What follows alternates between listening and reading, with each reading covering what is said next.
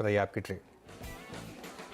अनुज जी, pharma sector की तरफ मेरा ध्यान थोड़ा ज्यादा है और इसमें जो डॉक्टर रेड्डीज लैब की 5200 स्ट्राइक प्राइस की कॉल ऑप्शन है जो ऑलमोस्ट 105 107 के जोन में है। यहाँ पे मेरा स्टॉप लॉस होगा 70 का, और जो टारगेट में दिख रहा हूँ वो करीबन 165 से लेके 170 का होगा। एक बार जरा स्टॉक इसका इंटरडे में इसका चार्ट फायर कीजिएगा पूरा का पूरा डॉक्टर रेड्डीज। और ये मैं फार्मा का जब ओ एडिशन का जिक्र कर रहा था ना, याद रखिएगा इसमें सब्सटेंशियल ओ एडिशन हुआ था 51 से 71 पे डे हाई की डिजिटल मार्केट ट्रेड करता हुआ। अब श्रीकांत जी के पास चलते हैं आज का एफ सुपरस्टार पिक करने के लिए।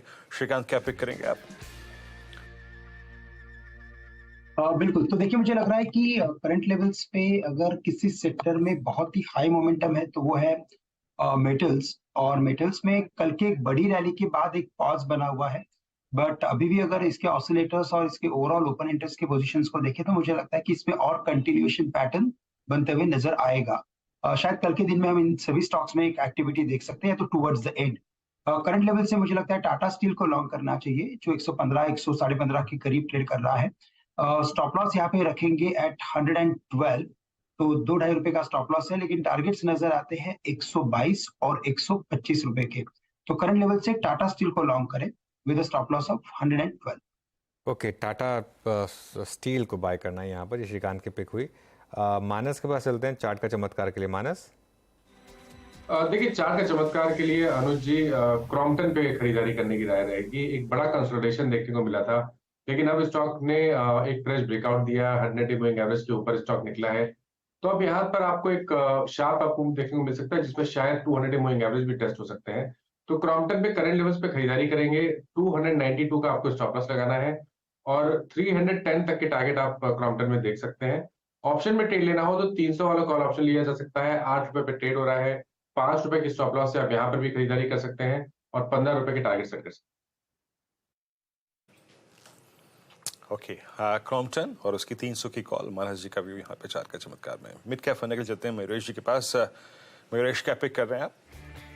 वीरू जी, पेपर सेक्टर पे ध्यान है और हमारी जो स्विंग ट्रेडिंग टीम ने एक मोमेंटम स्टॉक पकड़ा है मिड कैप स्पेस में, यही सेक्टर से हुआ है शेषशाही पेपर।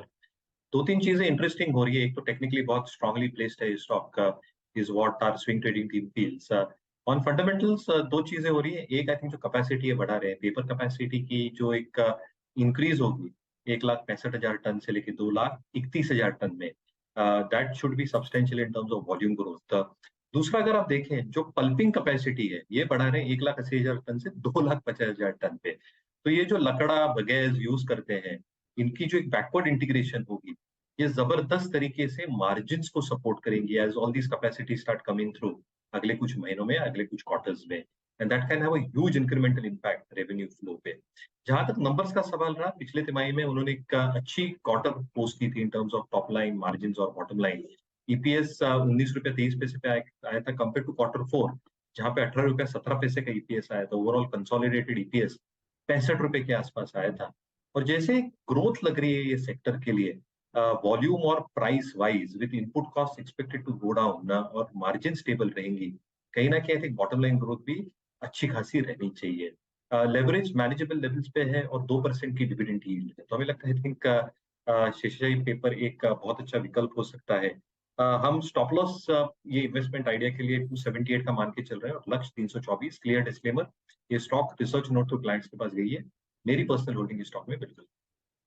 ओके, पर्सनल होल्डिंग नहीं है लेकिन क्लाइंट्स के पास